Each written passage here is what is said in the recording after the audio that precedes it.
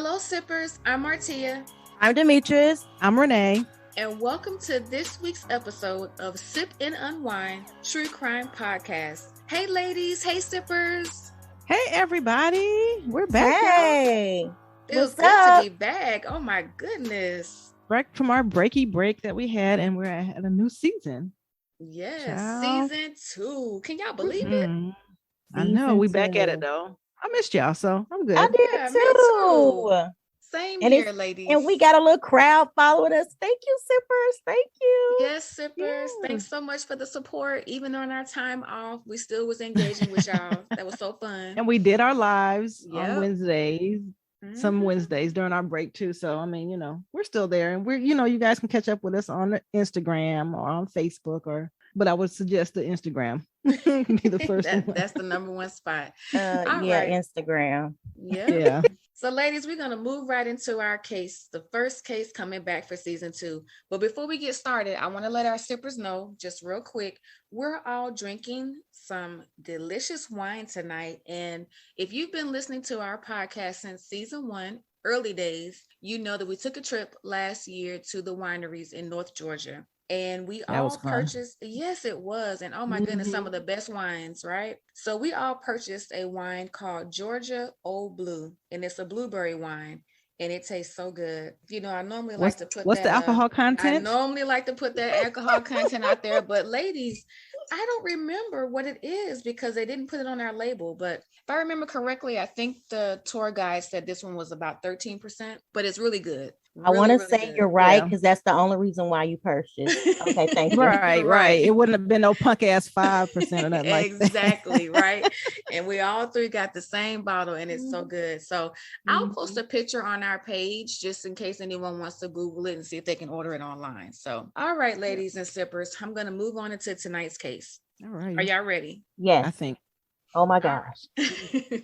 Okay, so today we're going to discuss the case of Vincent Brothers. The victims in this case are Joni Harper, her son Marquez, her son Marshall, her daughter Lindsay, and her mother Ernestine Harper. And by the way, the kids, Marquez, Marshall, and Lindsay, not only are they Joni Harper's children, but they're also Vincent Brothers' children as well. Just a little bit of information about the couple and Vincent himself. Vincent Brothers was born on May 31st, 1962. He's an educated man that held a master's degree in education from California State University, Bakersfield. He also had a bachelor's degree from Norfolk State University in Virginia. For his career, he was a vice principal at Fremont Elementary School in Bakersfield, California. Okay, so he's kind of educated then, right? I mean, he had a little thing going on. Exactly. It seems like the smart ones be doing the dumbest shit, but right. Exactly. So he was married to Joni Harper, and they had 3 children. Their kids were 4-year-old Marquez, 23-month-old Lindsay, and 6-week-old Marshall. Vincent and Joni had their ups and downs, just like any other relationship. They all lived in Bakersfield, California, and shortly after they moved there, the couple's first child, Marquez Jawan, he was born in 1998. And although Vincent was not present for his birth, Joni and Vincent remained together, and eventually they tied the knot in 2000. About a month into their marriage, the couple separated, and Joni gave birth to their second child, Lindsay Michelle, later on that same year, and she gave birth to that baby without Vincent by her side as well. By 2001, the marriage was annulled. Basically, Vincent claimed irreconcilable differences, and Joni claimed fraud, because she felt like when she married Vincent, she had no idea that he had been married twice before. Now, friends and family will go on to say that Joni definitely loved Vincent very deeply, And as a result of that love, you could kind of see them going back and forth off and on. They were continuing to see each other. So even though they got divorced, the marriage was annulled, they definitely kept up a relationship just because of the deep love that she had for him and that he claimed to have had for her. In January 2003, Joni and Vincent remarried. And in May of that same year, their youngest child, Marshall, was born. Mind Mind you, by this time, Vincent had moved out of the family home that year in April, right before the last child was born, because he did not get along with his mother-in-law, Ernestine. He was present for Marshall's birth, and things seemed to be fine from the outside looking in. On July 6, 2003, Joni and her mother, Ernestine, and the 3 children went to church. Vincent was out of town visiting family in Ohio, and he had been gone for several days. Joni was so excited to attend church because she wanted to show off her new baby, little Marshall, to the church members. After the morning services, Joni met up with her friends, including her best friend, Kelsey Spann, for lunch, and then they went home to get some rest before attending the evening services at church. Unfortunately, the family never made it out for the evening services. After calls from the family and friends went unanswered, Kelsey decided to stop by Joni's house because she had a feeling that something was wrong. It had been a few days since she talked to Joni, and it was unusual for Joni to not return her calls. Kelsey told authorities that when she went to check on her friend, the house looked fine from the outside. No one came to the door when she knocked, so she decided to use her key, but she was unable to open the door as if something was blocking it from the inside. Finally, Kelsey said she went around to the back patio door and was able to gain entry because that door was unlocked. After she went into the home, she immediately called 911. The police arrived to the home shortly after 7 a.m. that morning. When police arrived, they found Ernestine. She had been shot twice in the face at close range and was laying in the hallway near her bedroom. A pistol was found near her body, as it appears she grabbed it and attempted to confront the intruder. In another bedroom, police found the bodies of Joni and the children still laying in the same spots they had laid down to take their naps that previous Sunday. Joni was face down on her bed and had suffered from both bullet wounds and stab wounds to her head, her chest, and back. She was shot 3 times in the yeah. So a bullet and a knife. Yes. Wow. How'd you do overkill. Both? Like, yeah, exactly. Mm-hmm. That's personal. When it okay, I'm gonna let you finish. I'm sorry. Definitely. I'm diagnosing the whole. I agree with you, because at this point we've seen and heard enough true crime stories to know this is personal. Yes. Yeah. She was shot 3 times in the head, twice in the arm, and she was stabbed 7 times. Lindsay, the 2-year-old, was found laying on her left side at the foot of the bed, still in the little blue dress she had worn to church a few days prior. She had been shot. Yeah, so sad. She had been shot 1 time in the back. Marquez, the 4-year-old, was beside his mother in the bed and was covered by a sheet. He had been shot once on the right side of his head, and his eyes were open. Oh my gosh. Police theorized that Marquez woke up before the murders and was so scared immediately before his death that he had been biting his fingertips on the right hand, and he bit them down to his bone. That's how nervous he was. Oh my gosh.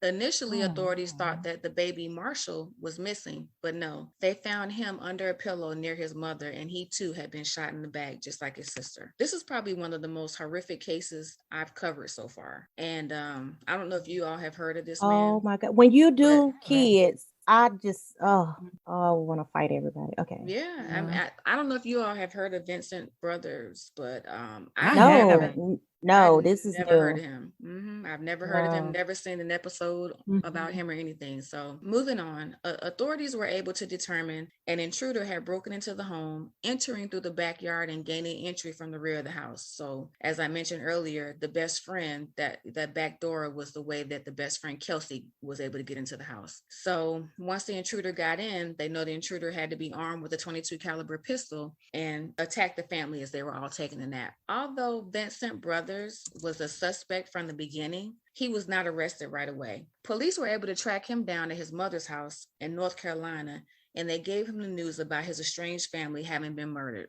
Police couldn't pinpoint Vincent's connection to the crime because he had left for his vacation to go to Ohio 4 days prior to the murders, and police were really unable to prove otherwise. So at that moment, the alibis, I tell you. Exactly. They didn't have any evidence to show that he had traveled back to his home. But eventually, pieces of the puzzle would come together to help solve this crime. A neighbor in Bakersfield said they saw Vincent near the Harper home around the time of the murders. So once the police continued to look into the case, they found some car rental records for the car that Vincent rented in Ohio, and the records showed that he put 5,400 miles on that car, which was plenty to travel to California and back. Also, entomologists who examined various parts on that vehicle that he rented, they found bug species that were only found west of the Rocky Mountains, which proved that Vincent left the eastern part of the country. Evidence from the bug remnants also showed that Vincent had to have been driving at night because the types of bugs that they found were only out at night. So I have to say, that's the first time now that's that some I've ever... investigative work for your ass. It like, is, wow. exactly. Do you see what I said? Bugs, okay? Right. But the we had that crazy thing, episode. did we? Okay. When I talked about bugs they use for the crime. Okay. So what I didn't know, because I thought about this, if it's a rental car, how were they able to say that those particular bugs they found were not from previous trips that were taken in that rental car? But that's just a question that I had that probably will never get answered. But I just thought that was so cool. Like, wow. Yeah. And that entomologist, I didn't even know that was a such thing. So excuse my ignorance, but I learned a lot looking at this case. Vincent even tried to provide receipts to show he was in North Carolina the day of the murders, but further investigations proved that was a lie. After examining the credit card receipts, the authorities were able to locate Walmart store surveillance, and get this, they found out that Vincent's brother Melvin had been using Vincent's credit cards and forging his signature. Later on, Melvin would confess that he had done all of that because Vincent asked him to do so. Melvin would also claim that he had no knowledge of his brother's whereabouts between July 4th through July 7th, but he also wanted to make sure that he did not get tied up in whatever that mess was his brother was into. It took authorities almost 10 months to make an arrest in this case, but Vincent was finally arrested on April 30th, 2004. Before the murders, Vincent was well known and well liked in the Bakersfield, California community. He was known as a Christian family man and a respected mentor. Before he became a vice principal, he started off as a substitute teacher in the mid-'80s, and then he earned that principal position in 1995. So as you can probably imagine, his arrest and subsequent conviction sent shockwaves throughout the community. Yeah. Can you imagine that being somebody at your school, a principal at that, and they did that to their family? Like, exactly. And to say that he was a respected mentor. Right. And was around kids. Like, right. he was spent oh my all God, that time around kids. And he was trusted around kids. Exactly right. I mean, this just really blew my mind. So the trial for Vincent Brothers began on February 22nd, 2007. Several years kind of went by for this trial to take place, but the good thing is it took place. Vincent pled not guilty and claimed he was in Ohio visiting his brother at the time of the murders, a brother that he had not seen in 10 years. During the trial, the prosecution would allege that Vincent had carried on several extramarital affairs, and the motive for the killings was greed. They said Vincent never loved his family. They also concluded that Vincent wanted to relieve himself of the burden to continue supporting his growing family. They claimed that on July 2nd, 2003, Vincent flew to Ohio to establish an alibi, but immediately when he got to town, he rented a Dodge Neon from Dollar Rent-A-Car, the same rental car that he would use to carry out the crime. So it's like he did all that to try to just set up the stage and remove himself from being the blame for this horrific crime. So you just tired of your family, so you said, let me just throw them away like trash. Instead of tired. Instead of saying, you know what? I'm in Ohio and I'm never coming back. Like, I'd rather to hear that a person ran out on their family. It seemed to me like Joni was with her mother, had her babies, they would live in their life, and he was on vacation. But it's like, okay, if he would have never came back, I just would like to assume that she would have been okay. But you just never know. Right. It would have hurt. It would have hurt like hell. You would have been upset and all that. But I mean, eventually you would get over it. Exactly. You know? Right. Because it just is beyond me. Like, you take them out, like your whole family out, even the babies. Like, exactly. Oof. Right. So the defense would claim that having several affairs does not make one a murderer, and that the prosecution was trying to discredit Vincent's character. They also claim that cell phone records placed Vincent in Ohio at the time of the murders, and that he had been involved in a minor traffic accident where a boy on a bike darted out into traffic and hit Vincent's car. They claim there was no video evidence of Vincent in over 100 gas stations and mini marts between Ohio and California, and they also said the murder weapon was never found. So they were basically trying to say that you're trying to put this on my client, but it's all circumstantial evidence. Vincent took the stand in his own defense and claimed he had spent a lot of time with his brother Tony during his trip away, which is why his older brother Melvin didn't know his whereabouts from July 4th through the 7th.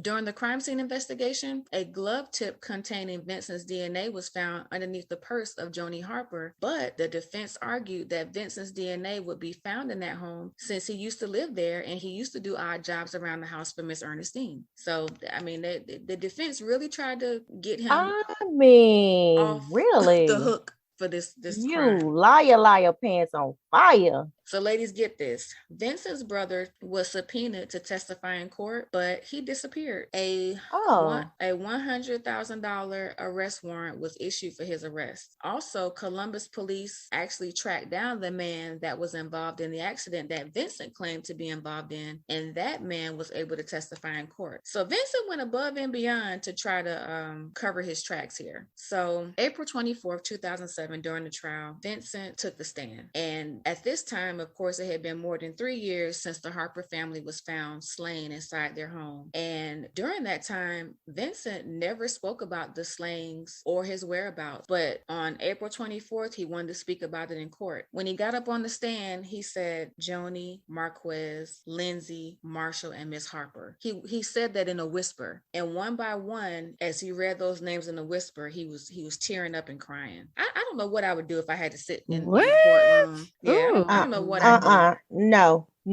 Because even throughout his speech, he was trying to still proclaim innocence. Oh, no. And I'd be one of those people that's, you know how you have those court cam that show where you have somebody jumping over the over that partition to get to them people. Exactly. I would try my best. Oh my gosh, I would try my best to get to him. Exactly. Ooh. And during the trial, the judge told him, you have the right to remain silent. Like, dude, you don't even have to talk. That's basically what he's saying. Like, we know you're guilty. You don't have to talk. I don't know what the judge was thinking, but that's just my interpretation of him saying, reminding him, you got the right to remain silent, dude. But anyway, despite the advice, Vincent took the stand as both a grieving husband and father. He recalled for the defense his July 2003 trip to Columbus, saying that he went to go visit his brother, Melvin. He said during the visit, he made a couple of phone calls home. And he even testified that his final conversation with his wife took place on the 4th of July. He said during his Ohio visit, he split his time between his two brothers. In other testimony, he said he did work around the Harper home, helping to fix and replace things for Ernestine. He said because he suffered from something called valley fever, which I Googled it. Valley fever is some kind of fungus found in soil, and it causes an infection when it's inhaled. So he said because valley fever. Valley? Yes. Whatever that is. I never heard that one. Neither have I. But yeah, it causes infection when it's inhaled because it's a fungus found in soil. And so because he suffered from that, he said his mother-in-law often gave him rubber gloves and a mask to wear for protection. And like I said, the glove tip was found at the crime scene. But that seemed to me as part of the reason why he was able to be convicted. He's saying that that's what he had the gloves for, but my conclusion is he probably had those gloves to cover up fingerprints. And however along the way, one of the tips of those gloves came off. This is just my thoughts on it, ladies and sippers, not what the articles were saying. But I think they found the tip of that glove because he did too much, came off, and that's he left it. But several other members of the family spoke on the stand, including Vincent's only surviving daughter. I'm guessing because it didn't really say in the research that I did where this daughter came from. So I'm assuming that this was probably one of his previous relationships or even one of his previous marriages. But in a dramatic courtroom statement, Vincent's only surviving child, Margaret Kern Brothers, 18 at the time, she gave a powerful statement. She said she was resigning from the Brothers family, and that after she walked out of the courtroom, she would never see him again, and she would always be known as Margaret Kern, dropping that last name of Brothers. She said her wow. Yeah. Wow. Hand claps for her, right? Yes. She said her father was now just a, quote, a man handcuffed to a chair. And she spoke cheerfully about some of her dead relatives. And she revealed that she attempted to commit suicide when she was younger because she was so distraught by her family's death. She attributed her survived suicide attempt to her mother, who she claimed was determined not to have her daughter become another victim of Vincent Brothers. So sad. That's right. Don't let him claim you, girl. Exactly. No. But Vincent Brothers was found guilty of all 5 counts of first-degree murder and a special circumstance of multiple murders on May 15, 2007. And on September 27, 2007, he was sentenced to death by lethal injection. And ladies, that is the end of this crazy. So is he still around? Did they kill him yet? Or that's a good question. He's still on death row according to this. Okay, he's still waiting. So until the day he is put to death, he's going to be housed alongside more than 600 others in a California prison who also face the death penalty. So he's still alive right now. He is still alive, yes. And do they have a date, or they just said he's I guess he has appeals and all the other I was crap getting that ready to they get say, through. exactly. From 2007, they said he would be on death row for at least the next 15 to 20 years. Goodness. And yes, he has tried to appeal his case. Back in 2016, as a matter of fact, he was waiting to be assigned a defense attorney for one of his appeals. Imagine being the defense attorney that's working for the, for the county or whatever, and you get assigned that case, and you're arguing to keep his ass alive, like, and why he should still be around. Exactly. Like, I wanted to be a lawyer when I was younger, but then I realized that, you might have to take some cases where the person is guilty. And I was like, I don't think I want to do that anymore. And go to sleep at night. Yeah, and I was just like, never mind. Exactly. I just couldn't. Right. And here, listen to some of the conditions of his jail term. For the first few months when he was on death row, he was in the most restrictive section of the prison. So you can only have one electronic device, such as a television or radio. You can only spend $45 to $90 a month at the prison store. He's not allowed to talk on the phone, and he'll receive meals through a hole in the door. Good. He shouldn't even have that much in commissary. He shouldn't, because I'm like, electronic. Why do you need a TV or a radio? He'll be allowed to leave his cell at least 3 times a week for 4 hours each time, and he can only see visitors through a piece of glass. And he'll be let out of his cell once a day to take a shower. He get a shower every day? That's too generous. I mean, he in there by himself. He can be in there like 2-3 days. Exactly. I'm just saying. I mean, I'm one of those who just, unless the person has been wrongfully convicted, which we know there's people in jail and prison that have been, I have no sympathy for prisoners. Feed them meals, but other than that, like, why do you need a TV? Like, you don't get extra. Yeah. Out of here. Wow, it's that wait time for me.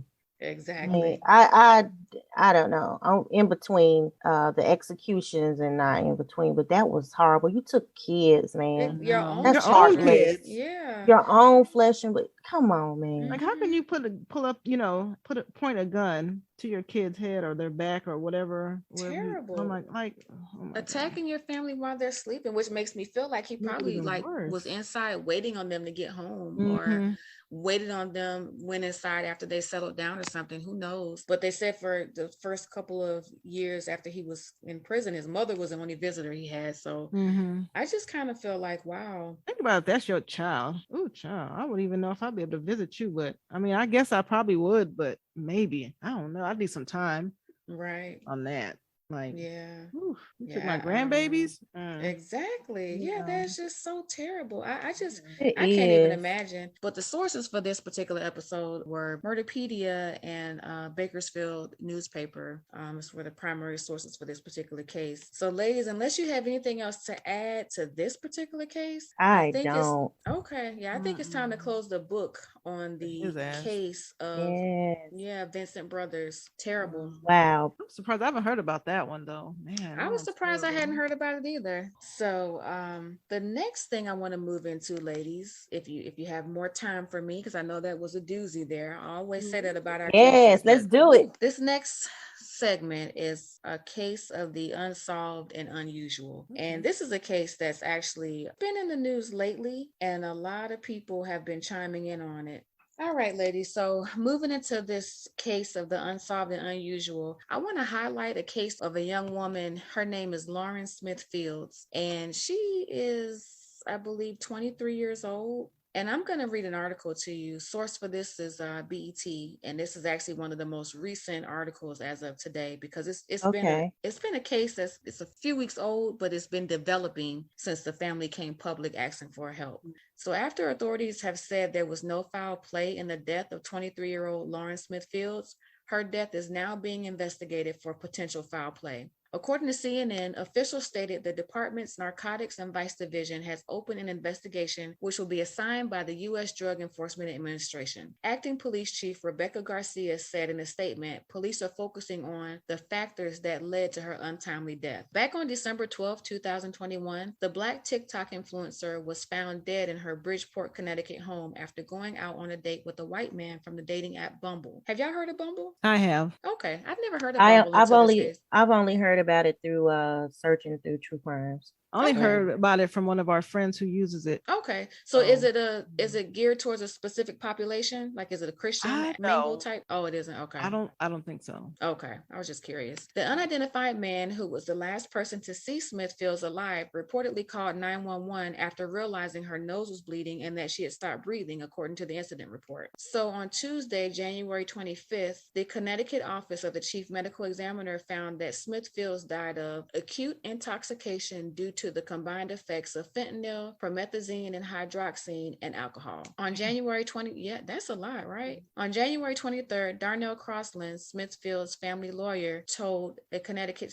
news station, now to find out that all these substances are in their daughter's body that basically took her life, they're so angry right now because it looks further like a manslaughter. It looks more like a murder, and if the police don't start acting fast, we're going to have a real big problem on our hands. Smithfield's mother, Chantel Fields, told WNBC that the police are not taking her daughter's death seriously. They wanted us to forget about our daughter, their sister, our loved one. They thought we were just going to throw her away like she was garbage, like she wasn't important, like she didn't have family members who loved her, and we're fighting for her. That's a quote from her mother. Smithfield's brother, Lakeem Jeter, he alleges that authorities didn't even contact the family after finding Lauren's body, and they did not collect certain evidence, including a sedative pill and a used condom from her apartment. He said, I feel like because he's a white guy and she's a black girl, they're just throwing it under the rug, he said, while alleging police told his family they wouldn't be investigating the white man, saying, quote, he seemed like a nice guy. Since news of the Smithfield's death has been made public, a GoFundMe campaign is now live in order to help the family with legal fees. Man, when I tell you,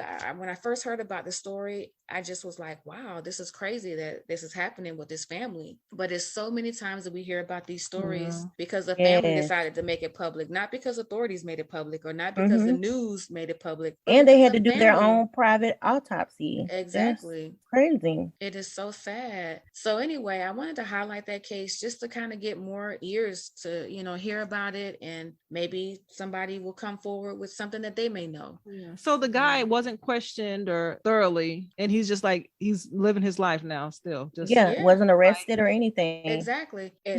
Oh my gosh. I'm just like, so the next, like when they found her body, like it was at his place? Apparently he was at her place, if I remember correctly. Her place. Correct me if I'm wrong, Demetrius, but I think he was at her place. I want to say it was at her place. And here's the thing, I just want women to know, don't invite any stranger to your home. Meet him somewhere publicly. And I don't mean a hotel. I mean people public. Were saying that, but then I kind of was like, well, how do we know that we don't know how long they were talking, right? Yeah, that's true. Because it could have been a bumble a minute. I don't know. I'm just because a lot of people were saying that. And I don't know. I kind of feel like that walks a thin line of kind of blaming the victim in a sense. Yeah. Well, I'm not saying that that's what you're doing, but the way the article was, it made it seem like he didn't know her but for so long. You know what I'm saying? It didn't state anything like she's been knowing him, because he didn't even give an inclination of them. Hey, I know her for a year. I know. Why wouldn't you disclose that? Or if the cops know that information, why aren't you releasing that? They've been friends for XO years or XO months. Like, there's some details missing. Yeah, it's a lot. And they need to be filled in, because right now he needs to be in jail. And when have we ever watched a show or listened to a podcast and the person who found the body was not questioned thoroughly? Even if even if you let the person go, it's like they didn't even really question this man at all. And I can't remember the name of the series that was on Netflix, but it was a Kevin Hart series that's kind of new. It was released in 2021. In the opening episode, it is a woman in Kevin Hart's bed who apparently had overdosed, and Kevin Hart was trying to figure out how to cover up the fact that she had passed away. The name of that show. Oh wow! Netflix. That new one just came. I don't know that one. Well, it made a month ago or two. I want to say it was either November or December when that came out, but it made me think back to that show, even though that was not a true story, but it just made me wonder, what is the culture right now? You know what I'm saying? Because even though the family is saying that she may have been drugged, we do know too that there's a different culture out here when it comes to doing drugs. It's almost like I saw somebody post it not too long ago, and they were trying to be funny, but they were like, you meet people nowadays that do coke like everybody does weed. weed. Like that weed was the thing everybody did back in the day, and Ooh, now it's child, like is that what the thing is now? That was the little joke. Man, but she has some Lord. heavy substances in her body, though. Right, and I'm not talking about her specifically, you know, but it just seems like drugs is just like the thing that people do, you know. So yeah, I don't know. That seemed like that was. Mm-hmm. To me, I don't know. They need to do like further investigation on him. Course, I'm not gonna go for. Oh, he looks like a great guy. He seems like a good guy, or his mannerisms were very professional. No. And don't matter. It's hard to not pull the race card because I kind of try to look at it from another perspective. Like, no other perspective, if it was a black person or a black man who found a freaking dead body in the bed or whatever, and he was with her that whole night. Exactly. Or he would still be in jail, right? There wouldn't be a question about he's a nice guy and we're gonna let him go. It wouldn't have been any of that. All right. Oh, well spoken. You know, you hear those little keywords that they, you know, try to flip. Don't flip nothing like that. That man was the only person there. He made the call. Let's get the ball rolling.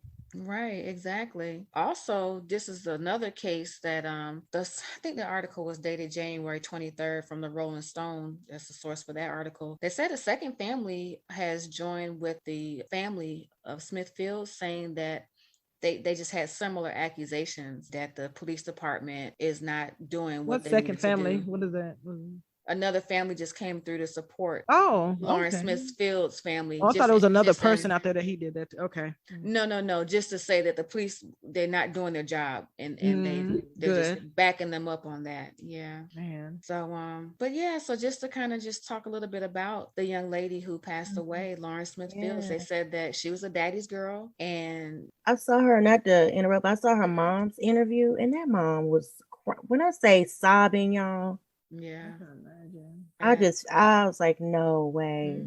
They said that she traveled the world. She went to college and she did tutorials on how to do hair and nails on her YouTube channel. And she had a voice that they said the voice has been stripped now that she's not here. So yeah, just very heartbreaking. And I just wanted to shed light on that case. So yeah, of course I'll post her picture, which everybody has probably seen it by now. A lot of people probably have, but I'll definitely post her picture on our page. Yes, please do. We need to bring more awareness. Maybe something else. Yeah.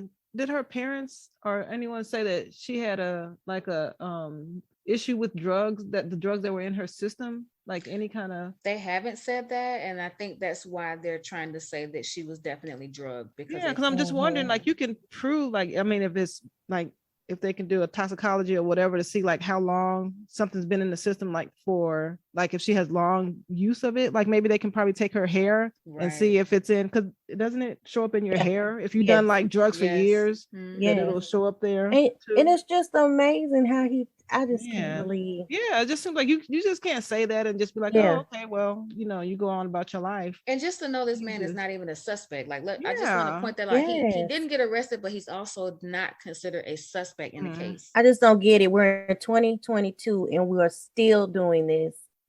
Good guy theme. No. Terrible.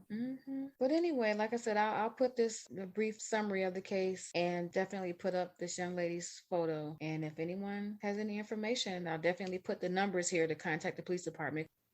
All right, ladies. So before we end tonight's episode, I want to move on to a lighter topic. Are you guys ready for that? Oh, yes. Lighten us up. Light us up. Lighten it up.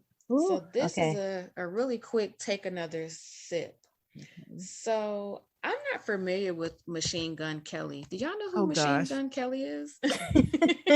Yes. So, I don't know who that is. Is he a artist? I bought one of his. Yes. Look, I'm dating myself. I bought his CD a while ago. Did I buy the CD? No, I didn't buy the CD. Nope, I didn't. It was a download. It was. But is he a singer or a rapper? Yeah, rapper. Oh, a white rapper. Okay. I did have his album. Do they call them albums? What do they call them nowadays? What do the kids call them? I don't know. I don't know what the kids call them.